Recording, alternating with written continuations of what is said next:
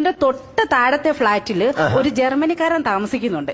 ജർമ്മനിക്കാരൻ താമസിക്കുന്നുണ്ട്. ഞങ്ങള് പരസ്പരം വെറുതെ ഒന്ന് പരിചയപ്പെട്ടതാ. പരിചയപ്പെട്ട് ഇപ്പൊ അതങ്ങ് ഭയങ്കര ശല്യമായി.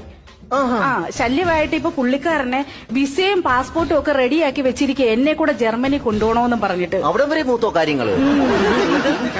ഇപ്പെന്ന് വെച്ചാൽ അത് എന്റെ ഭർത്താവ് അറിഞ്ഞു. ഭർത്താവ് അറിഞ്ഞ അതിലപ്പുറം പ്രശ്നമായി.